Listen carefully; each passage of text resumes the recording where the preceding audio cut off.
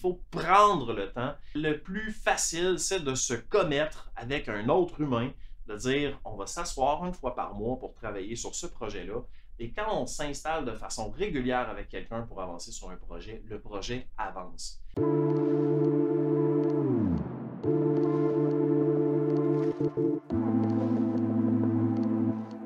est arrivé toutes sortes d'aventures extraordinaires dans mon parcours d'accompagnement d'entrepreneurs. J'ai vu plein de projets qui sont nés dans mon bureau, des idées qui ont germé, qui ont fleuri envers quelque chose, que le projet était peut-être pas tout à fait mature à cette étape-là dans le processus, mais que plusieurs années plus tard, enfin, ça donne quelque chose. Et ça, c'est ça qui est difficile dans ce que je fais, c'est que souvent les résultats se font voir 3, 4 et 5 ans plus tard.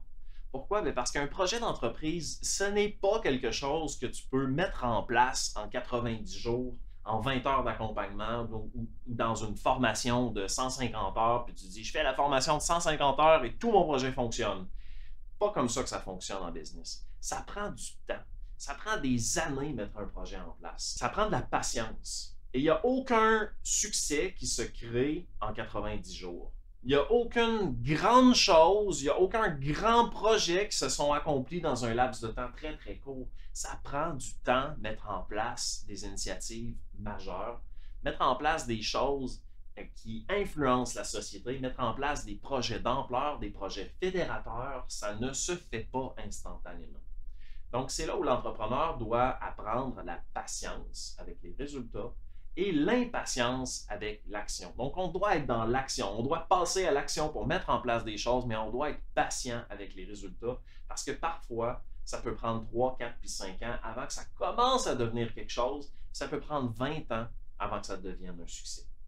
Et il y a plein d'exemples de ça. On peut penser aux personnes qui travaillent sur OpenAI avec ChatGPT qui, concrètement, pendant des années, les gens les traitaient de hurluberlus en disant « Mais qu'est-ce que tu fais à travailler sur des modèles d'intelligence artificielle qui font des choses comme on ne comprenait pas à ce moment-là. » Et tout à coup, à un moment donné, en 2023, ils ont sorti publiquement quelque chose et là, ça a été l'adoption la plus rapide de toute l'histoire, de toutes les technologies. Ça a été l'adoption qui a touché un maximum de gens. Des millions de personnes se sont connectées là-dessus dans un temps record. Pourquoi? Bien parce que ça révolutionnait quelque chose. Mais le jour où ça révolutionne quelque chose, ce n'est pas nécessairement différent du jour d'avant. Mais le jour d'avant, pourtant, on les traite de fous, on ne comprend pas ce qu'ils font, puis on tente même de les décourager, de dire, mais quand est-ce que vous allez trouver une vraie job? Quand est-ce que vous allez développer quelque chose pour vrai? Et le jour où ça existe, on les regarde et on dit, mais vous êtes donc bien chanceux d'avoir réussi à faire ça. Parce que souvent, c'est le réflexe des gens, c'est de parler de la chance. Parce que quand un entrepreneur travaille pendant 10 ans sur un projet en sous-marin, donc personne ne le voit, personne ne le sait, mais concrètement, les gens qui sont autour de cet entrepreneur-là voient le travail de fond que ça prend. Et le public, une fois que le projet existe, a l'impression que ce projet-là s'est créé, pouf, instantanément, alors que ça fait 10 ans qu'on travaille là-dessus.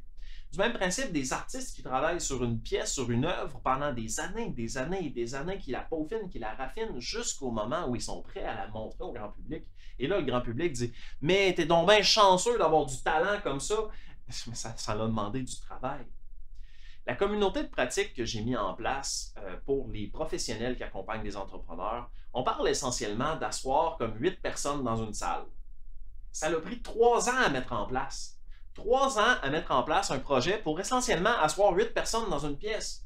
Et ça, c'est normal que ça prenne du temps parce que c'est d'expliquer le concept, c'est de faire des relances. Puis il y a toujours des délais, donc on contacte quelqu'un, puis là on se revoit un mois plus tard, on se revoit un mois plus tard, on se revoit un mois plus tard. Puis rapidement, ça fait 6 mois qu'on a travaillé sur le projet. Puis là, il commence à avoir quelque chose, on commence à lancer des perches, on commence à mettre des initiatives en place.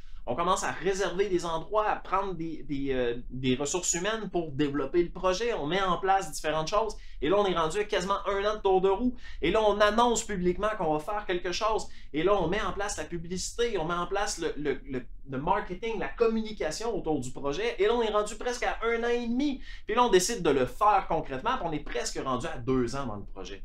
Et là, ça, c'est quand tout va bien. Donc ça, c'est le processus réel d'une entreprise. Ça ne se fait pas instantanément. Ça demande du temps, ça demande du travail, ça demande de la persévérance, ça demande de l'acharnement, de la détermination.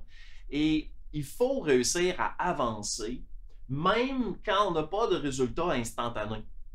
Et pourtant, il faut aussi trouver la façon d'avoir des résultats le plus rapidement possible, d'avoir des feedbacks le plus rapidement possible. Parce que quand on travaille vers un enjeu, quand on travaille sur un sujet et qu'on n'a pas de feedback, c'est facile de perdre la motivation. Donc ça fait partie des raisons pour lesquelles je vous encourage de trouver des mentors, des coachs, des gens qui peuvent vous challenger sur vos idées, que vous pouvez présenter vos choses que vous voulez faire et qui vont pouvoir vous donner un retour réel. Et de planifier des rencontres régulières avec ces gens-là pour pouvoir avancer dans vos projets. Parce que sinon, c'est trop facile de dire oui, je vais le faire la semaine prochaine, je vais le faire le mois prochain, dans un mois, quand je vais avoir terminé mon emploi, quand je vais être en vacances, quand je vais avoir du temps libre. Puis on n'a jamais de temps libre pour ces choses-là. Il faut prendre le temps. Le plus facile, c'est de se commettre avec un autre humain, de dire on va s'asseoir une fois par mois pour travailler sur ce projet-là. Et quand on s'installe de façon régulière avec quelqu'un pour avancer sur un projet, le projet avance.